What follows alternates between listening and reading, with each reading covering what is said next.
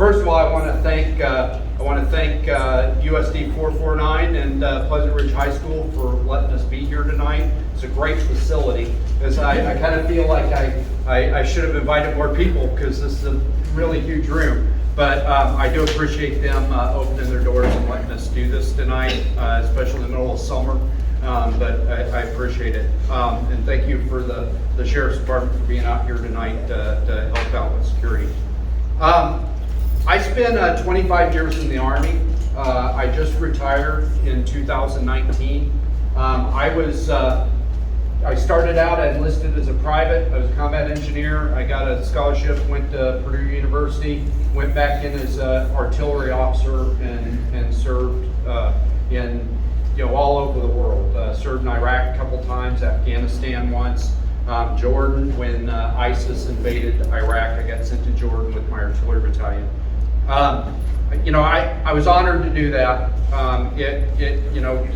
There's a lot of folks here who served time in the military, so I'm not telling you anything you don't know. But I spent all told about 6 years away from my family, missing weddings and anniversaries and graduations and birth of my granddaughter. And I did it proudly. It was an honor to serve. It was an honor to serve because, I was fighting for our liberty. I was fighting for our ideals. I was fighting for the things that make this nation great. I was fighting for our right to life, including for the unborn. I was fighting for America's first right, the right to keep and bear arms. And, I was honored to do that. I'm also a small business owner. Me and my wife own the Bontai restaurant in downtown Leavenworth. And so it started out a little tiny thing outside the front gate. We, my wife's an awesome cook. We couldn't get a bank loan. We had to take out loans on all our cars and run up our credit cards. But my wife's definitely the entrepreneur of the family, and she made a go of it and drug me kicking and screaming. Did a lot of late night runs to Sam's and here and there helping her out. But we built the business into what it is today. It was 4 restaurants before COVID, and I'm going to talk a little bit about that in a little while. It was 4 restaurants before COVID, but after COVID, we didn't have anybody to work. And so we started out with a restaurant here in Leavenworth, one in Manhattan, a noodle shop also in Manhattan, and then in Lawrence. And we ended up closing the noodle shop and closing the restaurant in Lawrence because we couldn't find anybody to work. I'm going to come back around to that because I think that's a big, huge part of what I think we need I need to work on for you in Topeka. But I understand what it's like to have to sign the front of the paycheck, not just the back. And I think that's important when our state is hemorrhaging small businesses. We've lost 33% of the hospitality industry since the beginning of COVID. And so I really think it's important that you have somebody who knows what it's like to risk their life savings and risk everything to make a business work. And that's the experience that I brought my first term, and I'll talk a little bit about what I did with that experience in my first term. And that's what I'm going to take back if I have the honor of your vote. The other thing, a lot of folks don't know this about me, but I'm also an educator. I am a tenure-track professor in the Homeland Security program at Wichita State. I make that drive because I left the Army so I could sleep in my own bed. So I make that drive once a week down to Wichita during the school year in the fall. And I teach in the summer online, and then I teach in the fall in person. So I go down there. I've got all my classes and office hours crammed into one day. I go down there at 6 in the morning, I teach, I do my office hours, and then I get back in my car and I go back and I'm grading papers and answering questions over the phone and online the rest of the week. And once in a while I got to stay down there because of evening events. But I get the product of our K through 12 education system, and there is work to be done there. There is work to be done there. I have the deepest possible respect for folks that are educators. It's a tough, thankless job, but I feel like too little of the resources that we're spending on education are actually ending up in the classroom with teachers teaching kids. And then there's so much nonsense that's put on teachers now besides just teaching, reading, writing, and arithmetic and getting kids college ready or job ready. There's just too much other stuff going on. I think we need to get back to the basics. And I see it. I mean, this is not a hypothetical for me. I do a writing requirement in every single class that I teach, because a lot of times when I have a student and I'm the first person to explain to them, or at least the first person to explain to them that they listened to, or I was getting through to them that, hey, all the sentences in a paragraph should be basically about the same thing. You have to have a subject, a verb, and if you're sexy, a direct object in each sentence. There are a lot of deficits in our K-12 education system. And so I'm very concerned about getting back to the basics and giving teachers the tools in the classrooms to be able to educate our kids. So that's me. I had no idea that I was going to be doing this. Okay, when my retirement plan was A, do whatever my wife tells me to do in the restaurant, and B, teach and write. I did my PhD in history while I was stationed at Fort Riley at K-State. I'd already written a little bit while I was, going all over the world with the Army and, researching on my own time. So I was looking forward to getting paid to research and write full time. That was my life plan. But a wise man once told me, if you want to make God laugh, tell him your plans. And so here I am. I'm a legislator. And I'd like to talk for just a few seconds about why I'm that guy, that decided to run. Like I said, we came here in 2006 and we started our restaurant. And I stayed here as long as I could. I stayed here for 2.5 years at Fort Leavenworth, and then the Army sent me down the road to Fort Riley. I was a geo bachelor for a while, and then my wife came down and opened the other restaurant there, and then another restaurant. But I tried to stay in Kansas as long as I could, because we knew we were going to retire here. We loved it. The day I set foot in Leavenworth, I'm like, this is it. This is where we're retiring. My wife was the same way. But then I ended up spending 5 years as a geographical bachelor, because the Army said, you've been in Kansas too long, you can't stay. And I had to make a decision. Either I quit the Army, which I loved, or I go where the Army is going to send me. And so I went to Afghanistan, I went to El Paso, Fort Bliss, I went to Jordan, I went to Fort Polk, Louisiana, and then I went to Pennsylvania before I finally made it back here. And I was coming home on long weekends and coming home on leave whenever I could.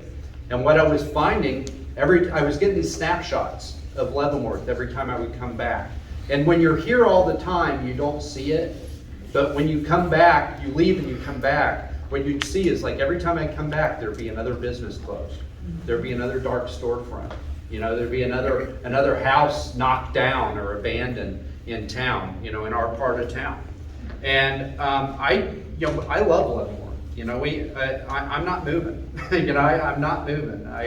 When I came back here in 2017 after being gone, me and my wife made the decision I was going to wrap up my 2 years and I was going to retire. We spent, I won't tell you how much time and money we spent getting our house fixed up. It's nothing fancy, but it had been abandoned for 3 years. All the copper had been torn out of it.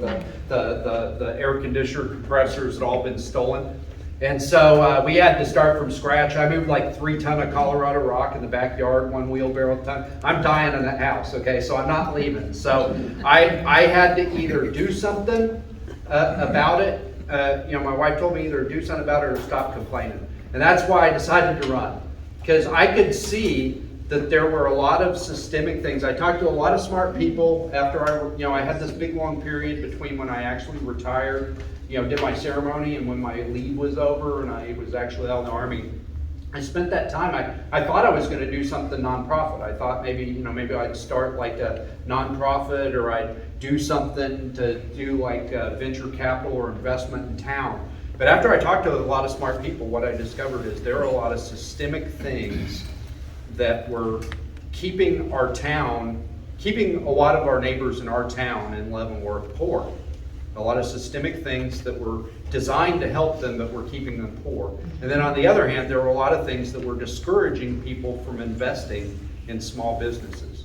And so, I decided, you know what? That's something that we can address at the state level, and so I decided to run. Well, after I decided to run, COVID hit. And I'll tell you something about me, you just gotta know, I'm your representative, you need to know this about me. I have a libertarian streak about 10 miles wide, okay? I think that people's lives run best, and this country runs best when government is just out of the way and out of people's lives. And that the last 2 years, 3 years have been like the exact opposite of that, right? Everything from when you can leave your house, what businesses are essential and non-essential, what you gotta wear on your face, what you gotta stick in your veins. And I'll tell you what, that was foreign to everything in my being. And I had to speak out. And I'll tell you I was getting a lot of help and advice from the Republican leadership in the House, because this was a Democrat seat. The Democrats controlled the seat.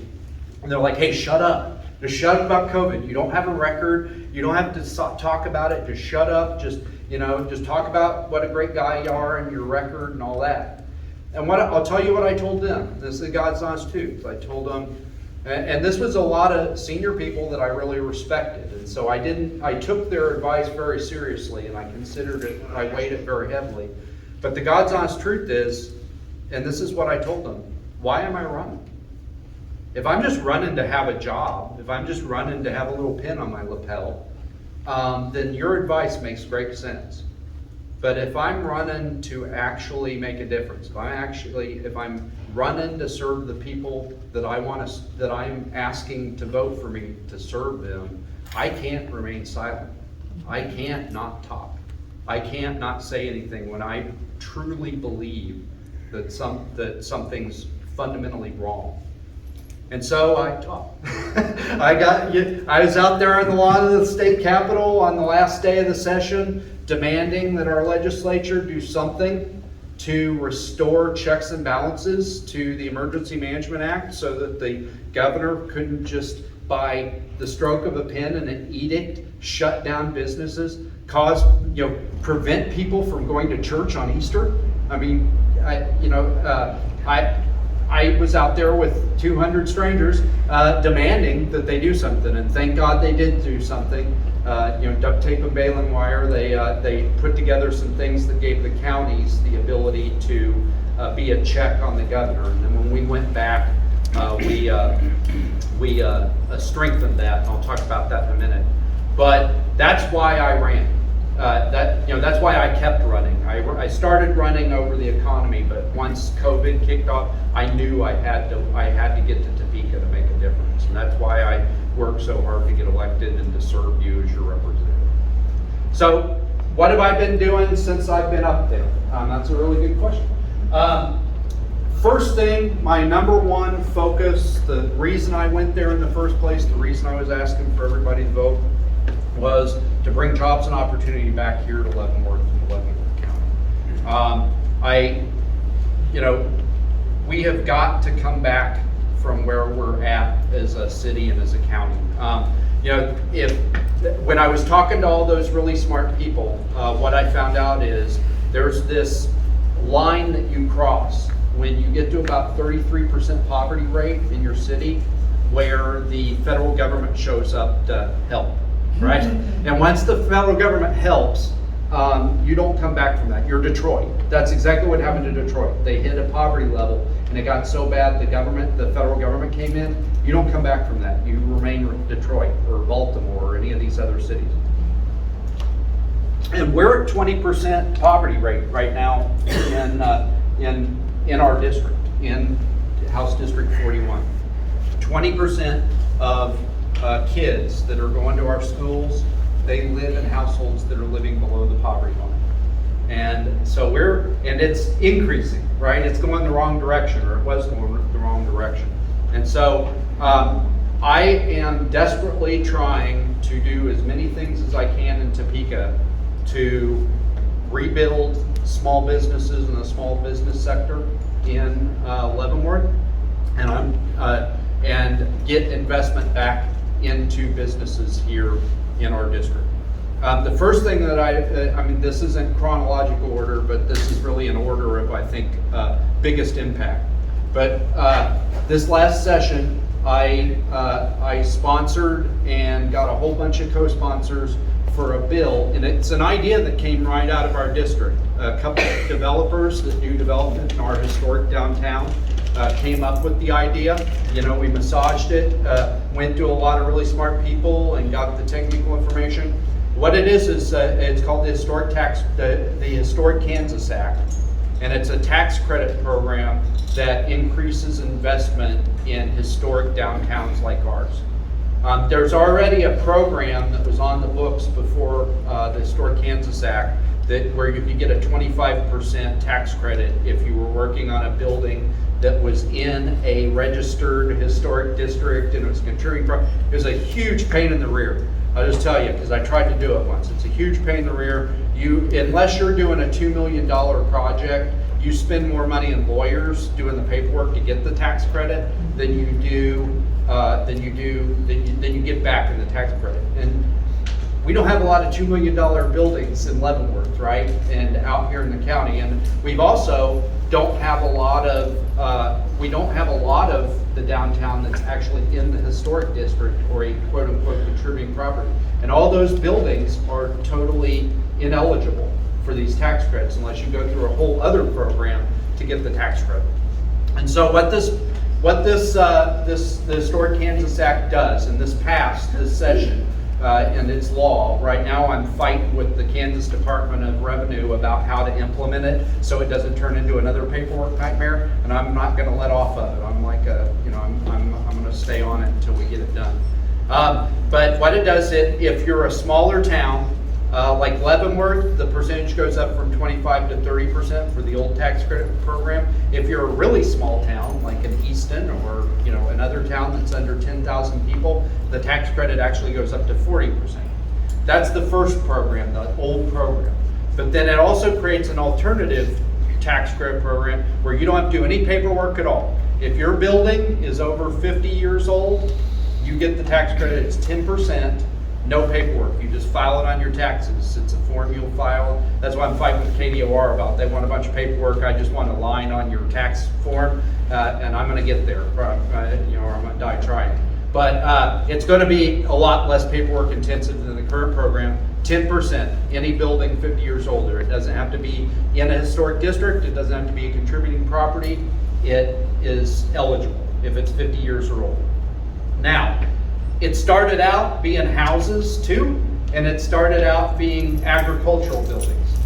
I had to compromise to get what I wanted to get passed, but I'll tell you, if you send me back, I'm going to go right back. I'm going to start fighting to get houses put in, agricultural buildings put in. It also has a 10-year sunset. That was kind of my negotiated settlement with the leadership to get it across the floor.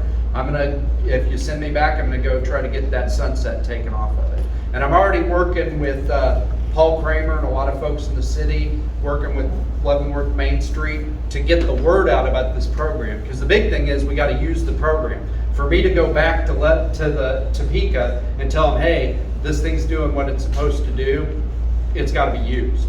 And so that's the fight that I'm in right now, is publicizing it, getting the rules as streamlined as possible so that we can use this thing.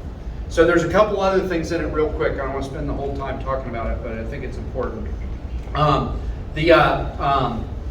Another piece of it is if you're doing a fire suppression system in a building, whether it's in a contributing property or whatever, you get another 10% tax credit.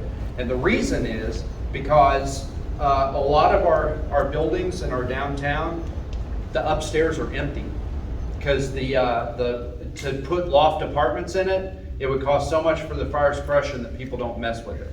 And if we get people living downtown and we get the storefronts and the downstairs, with businesses in them, pretty soon you start to get this feedback loop where you got people coming to downtown to shop because that's where all the stuff is. You got people who live downtown who could just go downstairs. So you'll have built-in business, so people will be clamoring to get into those businesses because that's where all the money is. And that I've seen this, like I said, this was not all my idea. I talked to a lot of smart people about this. This is how a lot of old towns historic downtowns, like the historic downtown in Philadelphia. I don't want us to be Philadelphia, don't worry. But the historic downtown there was dying just like ours, and they did a lot of these incentive programs, got young people living downtown, and that's how they brought their historic downtown back.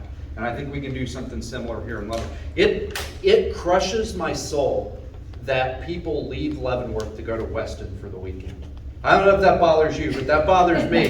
This is the first city of Kansas. People should be coming from Weston here to shop and to dine and to spend their weekend. And so that's what I'm trying to do to bring back business. But then the second half is, if you have businesses, you have to have people to work in it. We are in a really bad place right now, especially since COVID, with labor participation. You see the ads on TV. Our governor's running for re-election. She tells you like the unemployment's as low as it's ever been. Well, the unemployment's as low as it's ever been because 33% of people are sitting out of the economy right now. Now, there's a lot of reasons for that, okay? And I want, fair disclosure. Some of it is people are getting older, right? People are, the whole population of America is skewing older. And so you've got some people that are retiring early, especially because of COVID. There's this big block of people, 55 to 64, that decided when COVID hit and they were just fed up with they were being told they'd have to get vaccinated to go to work, or they were being told they'd have to, wear a mask to go to work, or they were being told they couldn't go to work, they had to sit at home, that looked at their 401k or looked at their investments and looked, their house was almost paid off, and decided, what, the hell with it, I'm not going to work anymore. Mostly towards the 60 or 60 and less towards the 55, but there is a block of people like that. So that is a component of the problem. But I was yesterday I was down in Overland Park. I was at a economic forecast symposium with the Kansas Chamber. 10% of 18 to 24-year-olds are not in school and not working. Okay? That's when you should either be getting a trade, be in school, or you should be working. That's when you're starting your life, right? That's when your life begins. Your adult life begins. You start to build a career, you start to build a family, and it is deeply concerning to me that we've got that many folks sitting on the sidelines. I mean, that is 10% of our young people that have just dropped off the grid. They're not participating in our community. They're not participating in our economy. That's a huge number. That's as big as the number's been in 40 years, or actually more than 40 years. And that is really, really concerning to me. That's, I live up in North Leavenworth. That's my neighbors. There's a young population that lives in my area of Leavenworth. And that breaks my heart. I mean, that's people who don't have hope. That's people who don't see a future. By the way, we also have historically high depression rates. I'm sure the two are combined or correlated. We have historically high overdose rates, alcoholism rates, drunk driving rate. You go across the board. These are all diseases of despair and loss of hope. It was not good in Leavenworth before. We had a really bad labor participation problem before COVID. It's way worse now. So we've got to figure out how to get those folks skills, get those folks back in the economy. And that's why this year in the legislature, we were presented with a bill for able-bodied people who have no dependents and are on food stamps. They are going to be required to do job training. Now, the job training's open to anybody. It's actually, you don't even have to be on public assistance to get the job training. A lot of people don't know that. But if you're one of those people that you don't have any independence and you're not working, and if you are working 30 hours a week or more and you're on food stamps, you don't have to do it. I personally would have liked to see you have to do some, just because if you're still on food stamps and you're working 30 hours a week, we need to get you a better job. and we need to get you the skills so you have a better job. But that, you know, you got to compromise to get legislation passed, and so we didn't do that. But there's a lot more that we need to do with that group of folks. I think where it begins is a lot of those folks have degrees. You know, they have like associates or bachelor's degrees, and they're still on the back end of it not working. And a lot of those people, they started in college and they did not finish, and now they're not working and they're not in school. And so we have got to find a better way for our young people. I think that there's been this stigma forever. It's not in the schools, it's frankly with us, right? It's with us parents, right? That if our kid doesn't go to a four-year university, I've somehow failed as a parent, right? Well, you know, if you go to your four-year university and you get a degree that's not going to result in a job, you know, we failed that kid. And, you know, I begged my son to go into a trade, frankly, because that's where all the cash is right now. But he's at KU, you know, so I'm a wildcat. I should have started with that. I'm a wildcat. So, he's actually home for the summer working in the restaurant, but he's going back to finish his degree next year. But we've got to destigmatize trades and getting kids skills besides just that four-year degree and something that's not going to result in a job. Not just for those kids, though it's primarily for those kids, is what I'm really worried about. It's also for attracting business here, right? And for growing business. I've been trying to get a noodle shop open across from Haymarket Square ever since COVID started. I wait like 6 months for my concrete, and while I'm waiting for my concrete, I lose my walk-in cooler and freezer and gotta wait another 6 months for that. And it's because there aren't enough people doing these skilled jobs like plumbers and electricians and carpenters and masons and all those things that we need to grow our state and grow our community. And so I want to do things to incentivize that. You know, there's plenty of incentives to go to a four-year university, right? There are scholarship programs. There's all these things. We are not giving the same level of incentives, and we're not doing the same level of encouraging our young people to go get trades that will allow them to get into the economy and do things. So that's the other piece of it, is getting this labor participation. There's another piece of it, which is parents. I'm standing in school, but I'm going to say it. There's a large number of moms that have, during COVID, decided that they're not sending their kids back to school. They're homeschooling them now. It's a big piece of the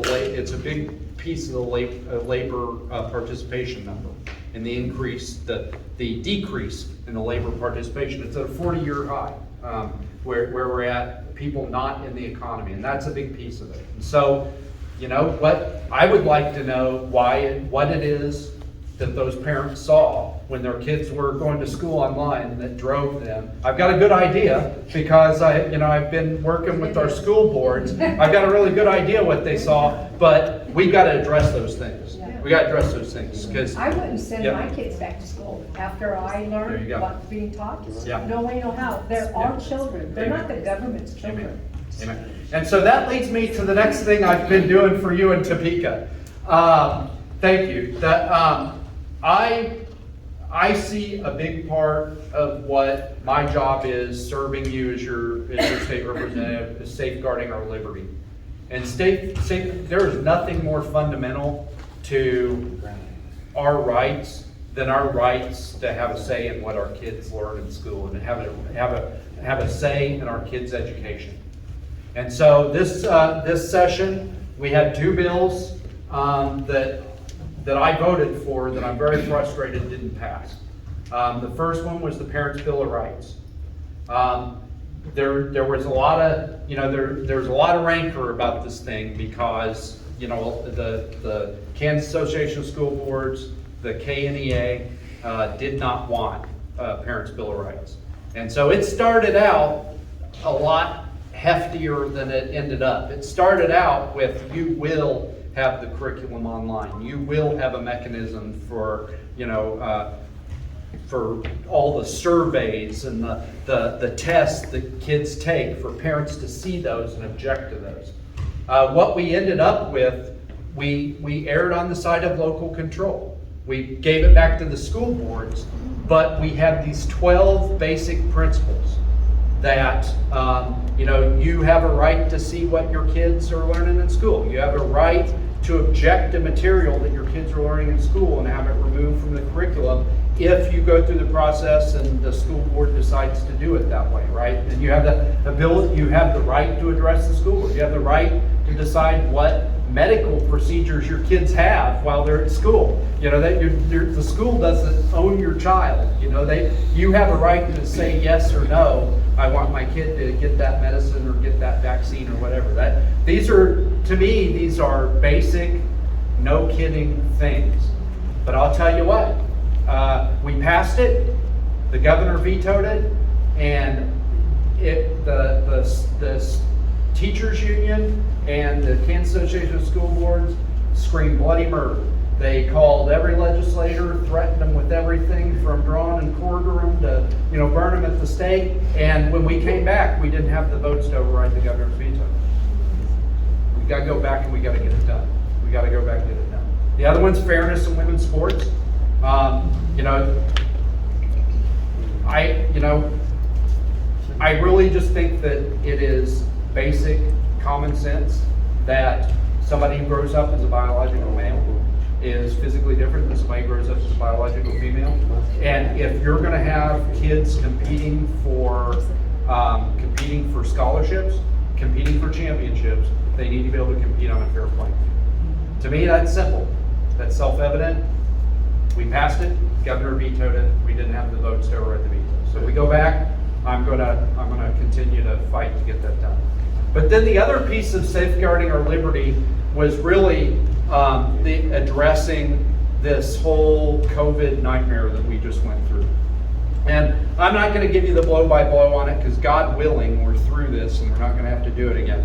But what I will tell you, it is my fundamental belief, two things.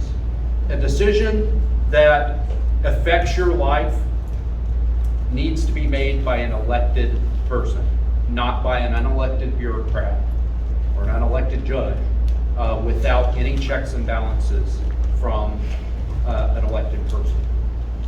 Decisions that, if we're going to close a business, first of all, I don't think you can tell somebody they can't go to church. I'm pretty sure that's in the U.S. Constitution, right up there at the beginning of the Bill of Rights. But if you're going to shut down somebody's business, if you're going to tell somebody they can't do a certain kind of commerce, it needs to be a decision made by an elected representative, and it needs to be subject to checks and balances from the other branches of government. And so that was not the case in our Kansas Emergency Management Act before I went to the legislature, because it was written for tornadoes and floods. And nobody envisioned that we would be in a 24-month emergency with our governor having emergency powers and no checks and balances by the government, by the other branches of the government.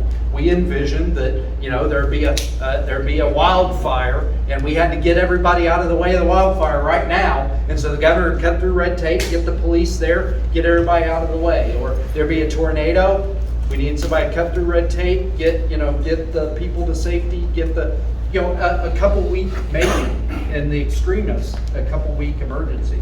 And so that's what I did over my first term.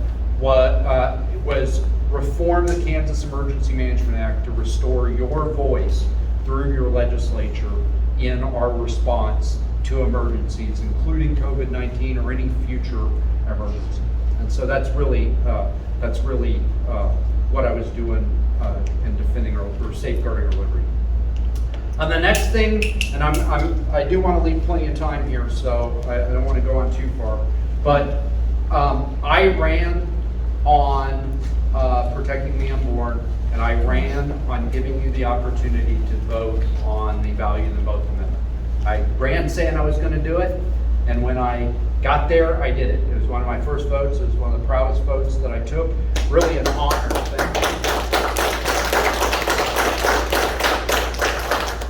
It was was an honor to do that as your representative. I want to talk about it really quick because it's happening right now, okay? They tried to do it 2 years ago. They didn't have the votes. 4 Republicans voted against it. Those Republicans didn't come back, and those 4 were replaced, and then we got 2 more Republicans, and we all voted for it. Not 1 Democrat voted for it, but all the Republicans voted for it. So the constitutional amendment that's on the ballot, it's on the ballot August 2nd. Early voting starts tomorrow, by the way. You can go to the county courthouse between 8 a.m. and 5 p.m., or you can go to your polling place on election day, 7 a.m. to 7 p.m. But what's on the ballot reverses a Kansas Supreme Court decision from April 2019. In April 2019, the Kansas Supreme Court was hearing a case on dismemberment abortion. The technical term, I think, is dilation and evacuation, but it's a dismemberment abortion. And there was a ban on it that had been passed by an overwhelming majority in the legislature. The Kansas Supreme Court, in hearing that case, decided that in the clause of the Kansas Constitution that was written in 1859, where it says that you have the inalienable rights to life, liberty, and the pursuit of happiness, that means there's an inalienable right to an abortion. That's what they decided. And so all the abortion law that they were hearing was was ruled unconstitutional, and any future law that would be passed by the legislature and any law that was on the books currently was presumed unconstitutional. I'm not going to bore you with the legalese, but they set a higher standard than even the Roe v. Wade standard for a law on abortion. The Roe v. Wade standard was undue burden. A law to be constitutional couldn't place an undue burden on the practice of abortion or the access to abortion. The Kansas Supreme Court established a higher standard called strict scrutiny. And what it means, in fact, is that in practice, there's really no law that you can pass or enforce for abortion clinics and for the abortion industry. Last year, a Kansas court, using the precedent of that Kansas Supreme Court decision, overturned a law that required inspections of abortion clinics for safety and cleanliness. So if the safety and cleanliness law is not going to survive strict scrutiny, you know that your teenager having to tell you before they have an abortion is not going to pass the strict scrutiny. There's a lot of, you guys have all seen the signs, stop the ban, vote no. This doesn't ban abortion. Abortion was legal in April 2019. And if we all vote for this constitutional amendment, abortion will be legal. Just all of those regulations that are on the books right now, there's 23 of them that haven't been overturned, will be enforceable again. Things like your teenager having to tell you that before they have an abortion. Things like no taxpayer funding of abortion. Things like those cleanliness and safety standards. We're going to have to repass that law because it was overturned by the Kansas Supreme Court. A lot of these laws were passed by bipartisan majorities in the House and Senate. But right now, they can't be enforced. Now, right now, the abortion clinics that are in the state are following them so as to create the perception that they're still in effect.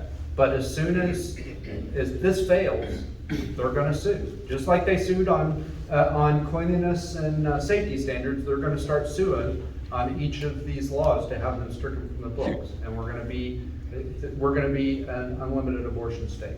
The only limit will be what the clinic wants to do. And so, obviously, as you can tell, I'm supportive of this amendment. But I really think that this is the essence of what you want your elected representatives to do. Come to you and ask you and represent you and let you decide on these big issues. Don Weston, I'm up in Kickapoo, up there at the fire station up there, And I want to know, what's the status of the state's veterans home? So, another thing that's really important to me that I have been working on up there, we've got a huge veteran population here in our district, folks that either retired or at least separated from the military and went on to other things. And, you know, we've also got a huge population of current and former corrections officers, and if you want to talk about that, I'll talk about what I've been doing for them. But for the veterans, Kansas, frankly, is not a super state to retire in. Whether you're a military veteran or not, it's not a super state to retire in. We tax your Social Security. You know, we tax retirement except for military retirement and state retirement. So I'm working on a lot of things in that. We can talk about that if you want to. But I want more veterans to stay here in Kansas after they serve. Because we're on a, you know, compared to the national trend line for population growth, we're flat. We were all biting our nails when the census came out to see if we were going to lose a congressional seat because we were losing people. Turns out we just barely were in the positive, and we're able to keep our 4 congressional seats. But I've been working on a lot of things to keep veterans here, and one of them is a veterans home for Northeast Kansas. Right now, there's 2 veterans homes in the entire state. I guess I should start by saying the federal government's gotten out of the veterans home business. They've started partnering with states on this grant program to get the states to build them and run them so that the feds can be out of the veterans home business. And so we have 2 right now. One of them's in Dodge City and one of them's in Winfield, Kansas. And we needed more because what was happening, that first of all, those are a long way away, and there's way more veterans homes over in Missouri. But second of all, people were like leaving, they were establishing residency in Missouri because they knew they were going to need a veterans home, and it was easier to get in one there. There's a huge wait list here because we don't have enough beds. And so what I did in my first session was I filed a bill. Our previous representative, who's now our senator, he had filed this bill 2 terms in a row and had not been able to get it through, and I can talk about that at length if you want to talk about it. It was politics, frankly. But I refiled that bill, and I was able to get some co-signers on it, and I was able to get it passed. And what it does is it funds the state portion of this grant program to get a veterans home in Northeast Kansas. So there's 2 big open questions left before we get our veterans home, right? Because we got the funding for the state. First, we got to get the funding from the federal government for the matching funds. We pay 35%, they pay 65%. I am talking every time I see Senator Moran, or I see Congressman LaTurner, or I see Senator Marshall, or one of their staff. They know what I'm coming to talk to them about. Where are we at on the grant, right? Because we submitted in April our grant application, our initial application, and I'm going to stay on it until we get it done.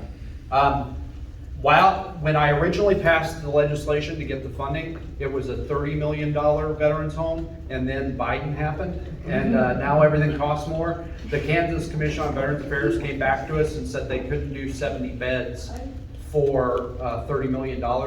So this year, we were able to get the amount increased to $50 million, of which our share is $17.5 million. So the application that went in was for the matching funds for a $50 million veterans home. So that's the first piece, is getting the grant. And I'm pretty confident because all of the surrounding states have more veterans homes than we have.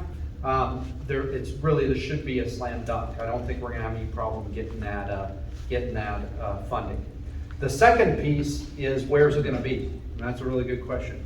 As soon as we got the legislation passed for the funding, I started working with Paul Kramer, who's the city manager, to get a application in for Leavenworth. And we got that in. We have a really strong bid. We are offering the land. Leavenworth's going to give the land for the veterans home. We're the only bid of the 6. I've got a lot of kind of people in the decision process, so this is kind of inside baseball, but we're the only one that has all the infrastructure already connected to the spot where we want to give it to them. It's right outside the VA hospital, down there at the bottom of the hill in that big open field that right now has those big hay bales in it. It's the perfect spot, right? Because if they do it out in the middle of the country and a veteran has a crisis and needs a hospital, they're gonna have to put them in ambulances and drive them all the way back here to get medical attention, which makes no sense. And so we have a really strong bid, but fair disclosure, the challenge with our bid is that the Kansas Commission on Veterans Affairs, they don't really want to put it here in Leavenworth because they'll have to compete for wages with the Eisenhower VA hospital.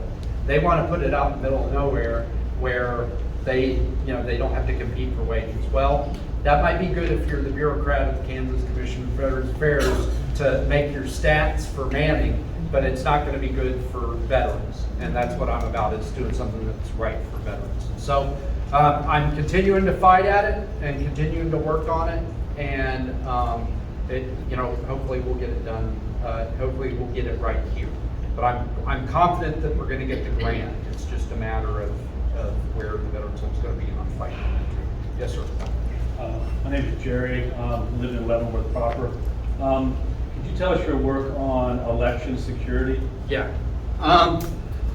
So I'm probably going to ruffle some feathers here, but I want to tell you where I stand on this issue. I'm on the elections committee, and so I have been very deeply involved in the Kansas election system since I got into the legislature, right? And honestly, before I got in the legislature, because they told us what our committee assignments were, and I went down to the Secretary of State's office, and I sat with all the people who do elections. I was actually, ironically, on January 6th, I was sitting in the Secretary of State's office talking to them about how we do elections in Kansas. That's kind of, I don't know, prescient, I don't know what the word is. But that's what I would, so I'm very involved in it. I know that there are a lot of folks that believe that our election system is totally corrupt, or that there's fraud and all that. I cannot speak for every state in the union, okay? I can speak for the state of Kansas. The state of Kansas has one of the most secure election systems in the country. The America First Policy Institute, which is Donald Trump's policy think tank, they rate Kansas as one of the top 8 states in the nation for election security. And it's because we do a lot of things right. We have paper ballots. You have to, either you have to fill it out yourself and put it into the reader, or you punch on a screen and it spits out a paper ballot and you can see that it matches your vote. You have to put it into the count. And then it stays in that box, right? And they have to maintain it. And then there's an election audit system that each county, each House district, the Secretary of State randomly picks a precinct and they do a complete recount. In every one of the 125 House districts, they do a recount in one of the precincts. And if that precinct doesn't match, they recount the entire House district by hand. And they have never had it not match once. And so we have a pretty secure election system, but there's still a lot that we can do, right? And it's about securing our elections and making our elections more secure, but it's also about public confidence in our elections, right? Because not everybody's a poll worker, not everybody, has been a poll watcher with one of the parties or one of the campaigns. And so to people who haven't actually seen it happen, there are some questions, there are some concerns. And so it's not just about making them more secure, but it's about restoring public confidence that they're secure. Because if there's not public confidence, it doesn't matter how secure your election is. People are not going to be confident that the election results reflect the will of people. And so the first session we did a lot of things to address ballot harvesting. Ballot harvesting was frankly on display across the country, including here in Kansas, and it was not illegal, and nothing about it was illegal. So it's not fraud. I would say that it's immoral and unethical, but it's not fraud because it wasn't illegal. And so when the Kansas Secretary of State says that there was no significant fraud in the state of Kansas, it's because the things that were happening were legal. But I don't think that they should be legal, some of them. Like, for instance, let me give you an example of something that we fixed this last session. If I were, let's say, okay, tomorrow is election day, right?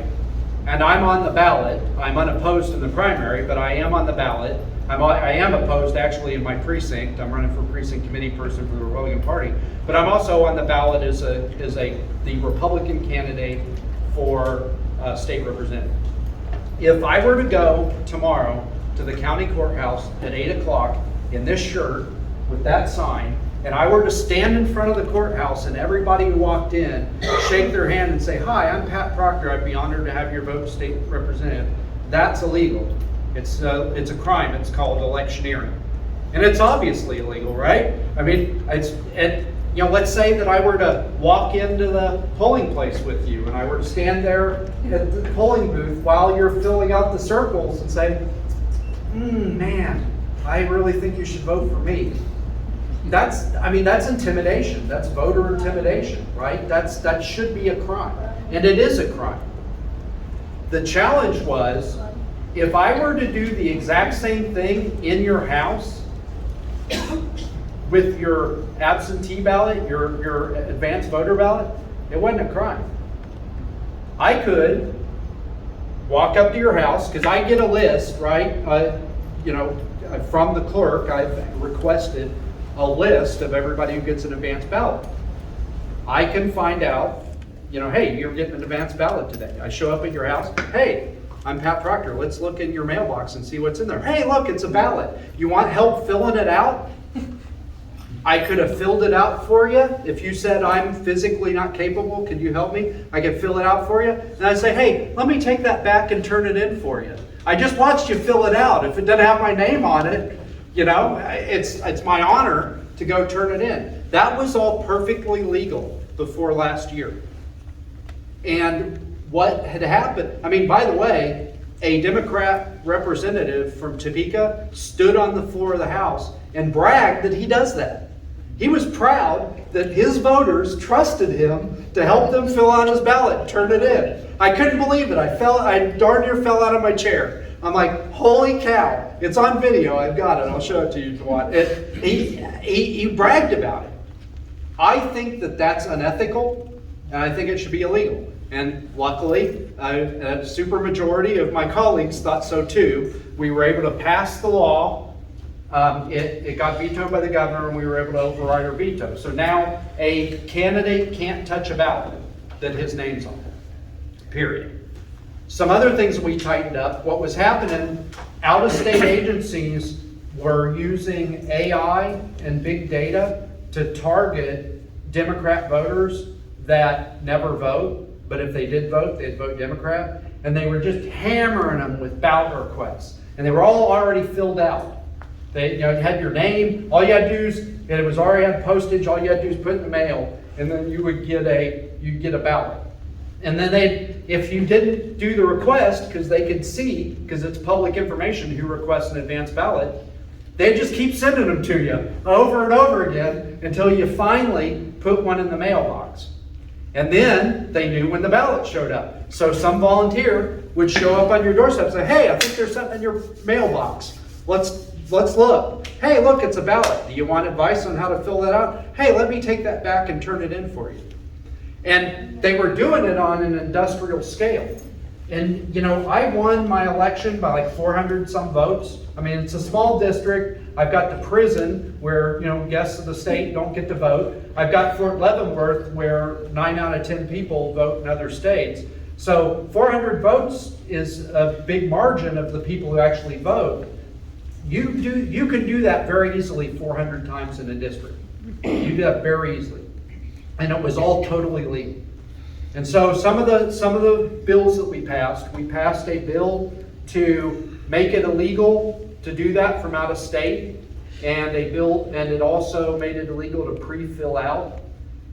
The ACLU, the League of Women Voters, and a couple of activist agencies, the Appleseed Coalition and Loud Light, immediately sued. They got that portion overturned about sending it from out of state because it's, we don't have the authority, interstate commerce, it's legally.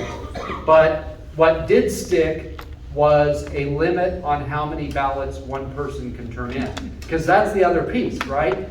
If you want to flip an election in the 41st district, our district, 400 times, you've got to get a ballot and go turn it in. That's a lot easier to do if each person can carry in 40 ballots than it is if each person can only carry in 3 or 4 or 5, which is the number I wanted. What we ended up with is 10.